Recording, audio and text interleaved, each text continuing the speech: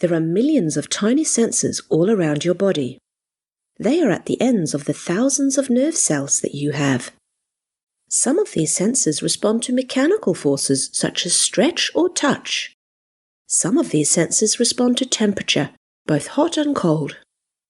Others respond to chemical changes on the inside or outside of your body. For example, some chemical sensors respond to capsaicin, the active ingredient in chili peppers, and others respond to spider or snake venom. There are also chemical changes that take place inside your body that chemical sensors respond to, such as inflammation. There are other sensors too, like your eyes, your ears, your tongue, your nose, and so on. All of the information from all of these sensors gets sent to your central nervous system so that your brain can figure out what is going on inside and outside your body. The easiest way to think about how this all works is to think of your nerves like musicians with different instruments. Their instruments are the sensors.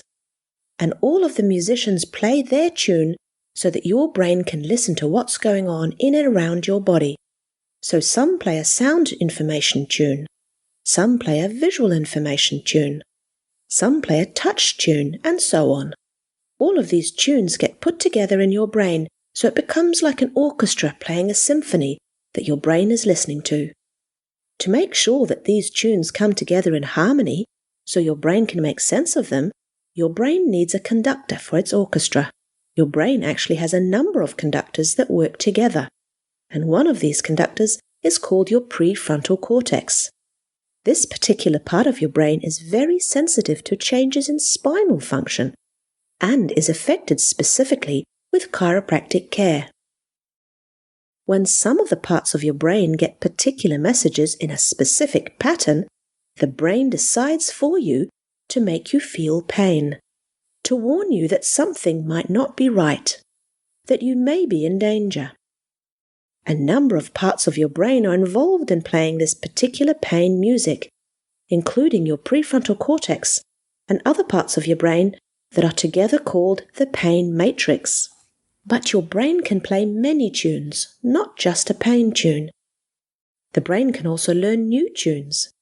Your nerve cells talk to each other through little connections called synapses. These synapses can be talking non-stop or totally silent. But how these nerves talk to each other determines what music your brain will hear. Each synapse is surrounded by an immune cell, which can influence the synapse itself, as well as about 100,000 surrounding synapses. All of these synapses work together in a very complex way, which means that all the different systems of your body can be influenced by the music that your brain will play, such as the pain tune.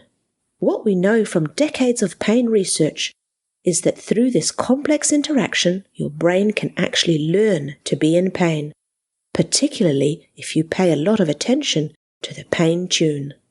Within your entire nervous system, you have two important subsystems that impact the pain tune in a big way: the alert and danger system and the calm and healing system. You may have heard of them as the sympathetic system and the parasympathetic system. When your alert and danger sympathetic system is really active, your heart beats faster, your brain mobilizes your body's energy stores, and it prepares your big muscles for a fight or to run away. You also become more alert and vigilant, and you even sweat more. When the alert and danger sympathetic system is more settled, your calm and healing parasympathetic system takes over. This allows your brain and body to calm down, to heal tissue cells, and to digest your food properly. When your brain plays the pain tune, your alert and danger sympathetic system will also activate. Your muscles will tighten up and blood is diverted away from digestion, reproduction, and healing. This is great if you have an immediate threat that you need to respond to, but this can become a problem if you are in chronic pain, because this means that you will have persistent high levels of adrenaline pumping through your body.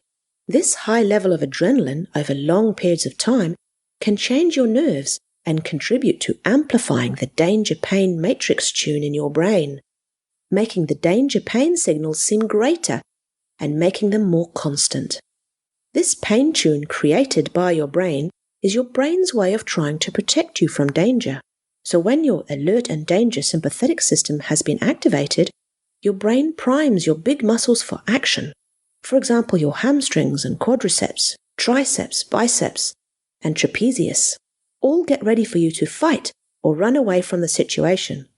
This is great if there is a threat that you need to fight or run away from, like a saber-toothed tiger. But if you are under long-term modern-day stress, this is no longer so good for you. These big muscles that have been primed, if they don't actually get a workout from fighting or running away, can over time start to feel sore and stiff.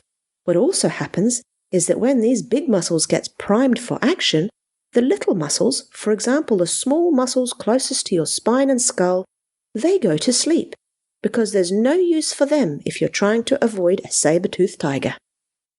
So if you are suffering from chronic pain, the orchestra in your brain is stuck on one tune, the pain tune.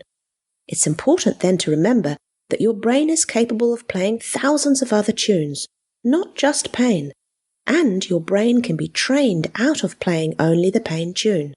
If you are under chronic stress and in chronic pain, then exercising your big muscles is very important, because you need to get them working properly again.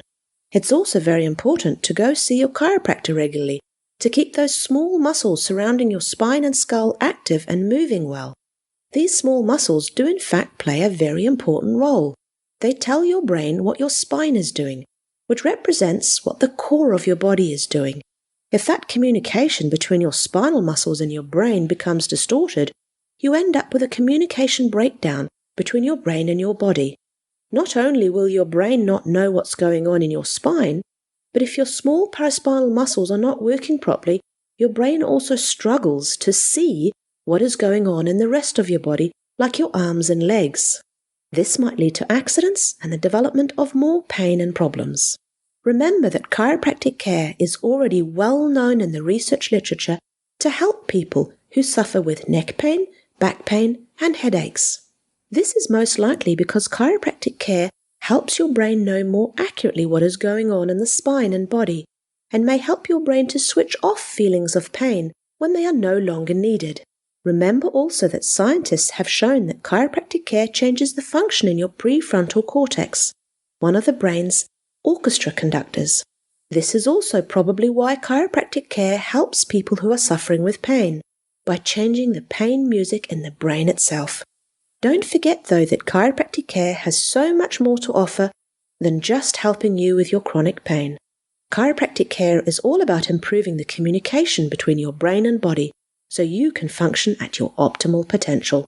However, if you are suffering from chronic pain, do your best to stay positive, move often, eat well, sleep well, and go and see your family chiropractor to have your brain's conductor fine-tuned too.